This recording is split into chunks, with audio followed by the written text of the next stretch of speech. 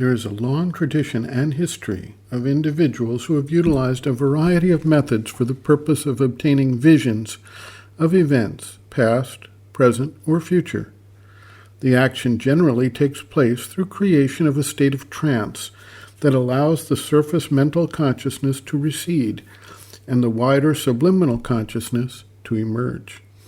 Some individuals have been able to achieve this state of what may be considered to be a light trance through practice of meditation, while others use the aid of a technique such as staring at a candle or use of a crystal ball, mirror, or basin of water.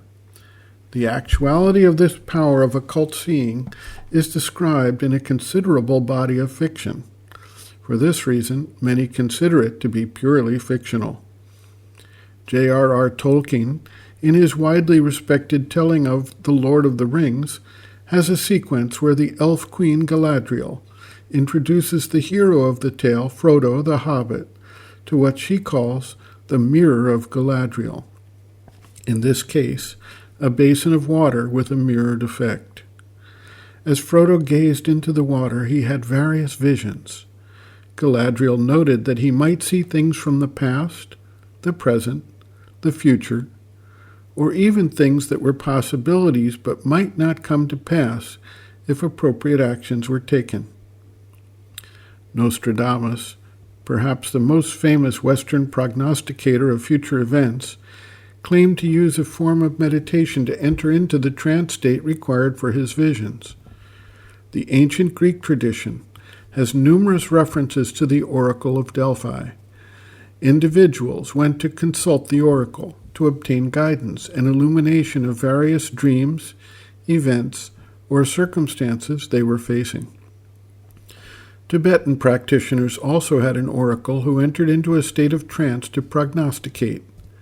First Nations people in North America had the tradition of the vision quest, where they went out to an isolated location and fasted in order to obtain their vision.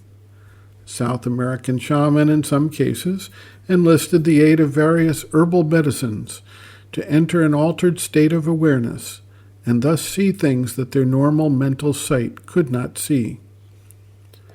Popular literature is rampant with tales of what is known as scrying, using a variety of methods.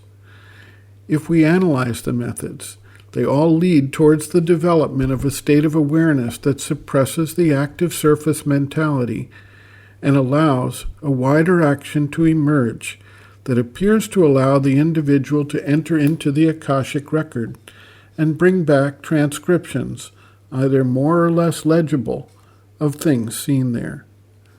What we do not always understand is that many instances of such occult seeing are simply not recognized as such due to the rather mundane nature of the events foreseen.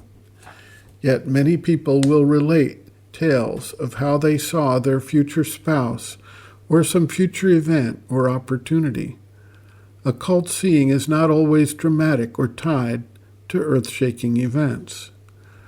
What takes more effort and patience is turning the occasional insight into something that is consistent and part of one's active life experience as a normal occurrence. Sri Aurobindo observes, quote, "The power of occult seeing is there in everyone, mostly latent, often near the surface, but sometimes much more rarely already on the surface. If one practices tratak, it is pretty certain to come out sooner or later, though some have a difficulty, and with them it takes time. Those in whom it comes out at once have had all the time this power of occult vision near the surface, and it emerges at the first pressure." End quote. Reference, Sri Aurobindo and the Mother, Powers Within, Chapter 19, Occult Powers of the Subliminal, page 150.